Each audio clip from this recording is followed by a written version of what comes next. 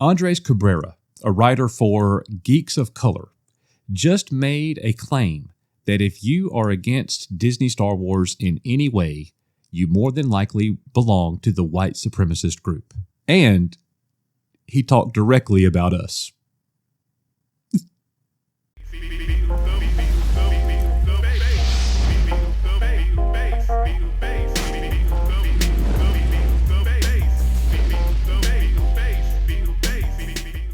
Welcome back to EBN, where we are live every Saturday night at 7 o'clock p.m. Central Standard Time. How dare anyone criticize Disney Star Wars? Because to do so, you must be a white supremacist, misogynist, racist, bigot, all that stuff. All the obes in the book. Absolutely. And that's exactly what this new article is telling us.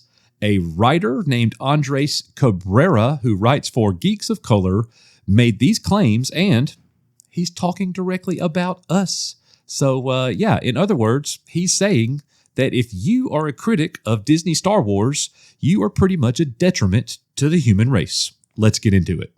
A recent post on X, Cabrera boldly stated, "A lot of people forget this, but there is a direct correlation between the white supremacist crowd and the unbridled hatred of the Star Wars sequels." According to him, he witnessed the infiltration of the Star Wars fandom by those seeking to spread messages of hatred. Cabrera goes on to provide specific instances to try to support his claim. He points out that the initial wave of criticism targeted The Force Awakens, particularly fueled by racist sentiments towards a black stormtrooper as one of the film's leads. However, when this approach failed to gain traction, he suggests that the critics shifted their focus to misogyny, directed their vitriol towards the character of Rey. Cabrera highlights the coordinated efforts of these critics, emphasizing that they came from the same origins as those who initially protested against the black lead in a Star Wars film. He argues that backlash grew stronger after The Last Jedi, with critics adopting more subtle and seemingly reasonable talking points, cloaking their contempt in a more palatable manner. Cabrera suggests the sentiment continues to spread within the Star Wars community, especially as Disney churns out more Star Wars television shows on their streaming platform, Disney+. He claims that the negativity extends to characters like Reva in Obi-Wan and the perception of too many female characters in Ahsoka, blurring the lines between regular fandom and the more toxic corners of the community. Remember, folks, if you don't like something, then you are toxic. That's the new way they define it, at least. Sensing the need to clarify, Cabrera acknowledged that not every dislike or disappointment in recent Star Wars projects equates to being part of the worst elements in the fandom. After all, I'm sure he doesn't want to come across as crazy, right? However, he stresses the existence of a distinct portion that engages in bad faith arguments, presenting their messaging as just speaking the truth. To support his claims, Cabrera links an article that he believes provides evidence of his connection. That article from Rewriting Ripley includes us. Here's what they think about us. And you can see the article here over at Rewriting Ripley. It says, "Finally, hate and radicalization can spread just by simply retweeting accounts associated with alt-right spaces or posting videos from alt-right spaces without realizing it. For example, in December 2020, man, has it been that long?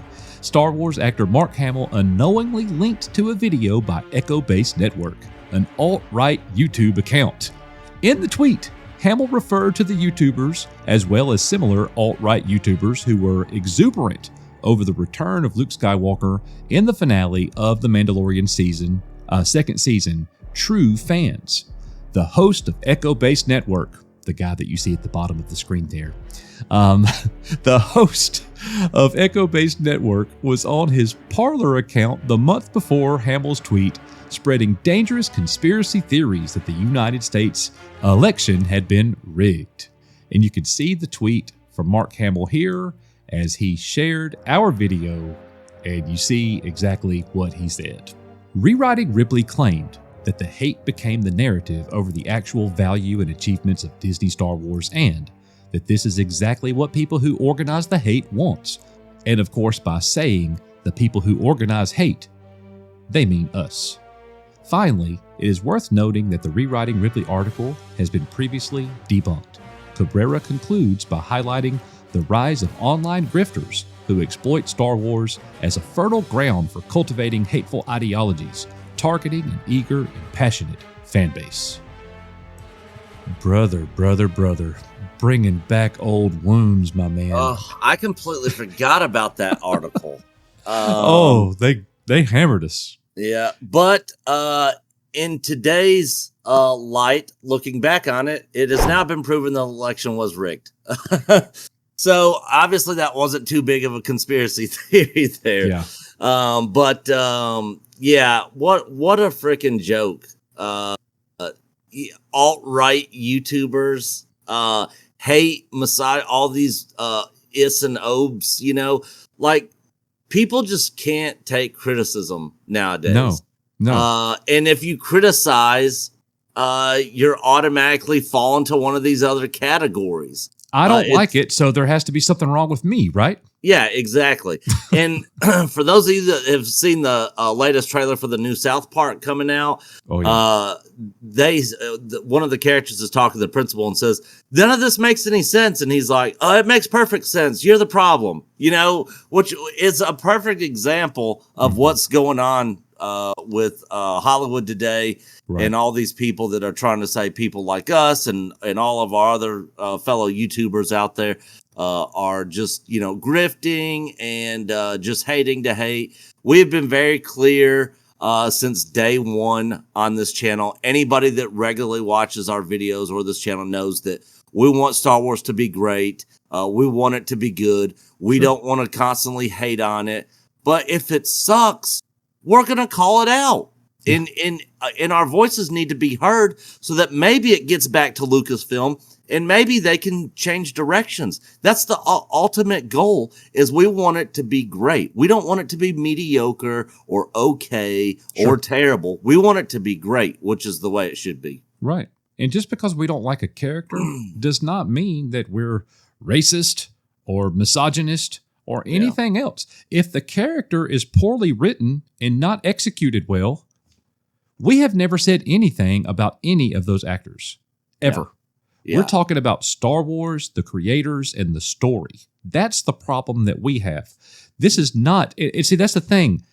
The people who are attacking us, and they're calling us toxic, Nick. They're calling us toxic.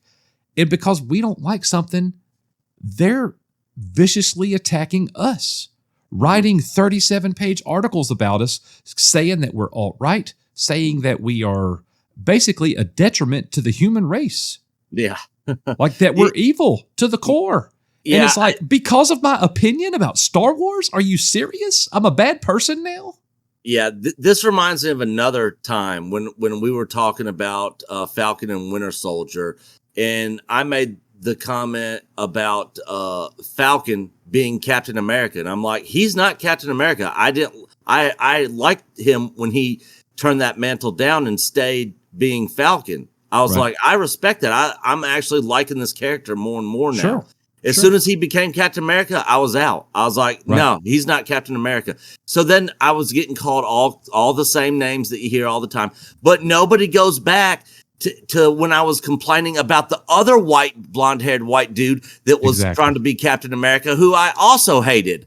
I'm like, he's not Captain America. Steve Rogers is Captain America. Exactly. So, but they just leave stuff out, take stuff out of context. This is the normal. But bro, you would have been just as against it if they had made me Captain America. Yeah, 100%. Skin color got nothing to do with it. Yeah, if Coach went in there and he's like, "I'm the new Captain America," I'm like, no. I could do this all day. It's absolutely ridiculous. And people that buy into this, what these people are saying, I mean, they literally just have their head in the sand. I mean, pull your head out of the sand and actually look into what's being said and get the full context. Won't have a conversation, won't listen. Yeah. They put you in a box and they want to keep you there. And it's a simple thing for them to say, oh, they're terrible people because they don't like Star Wars. Yep.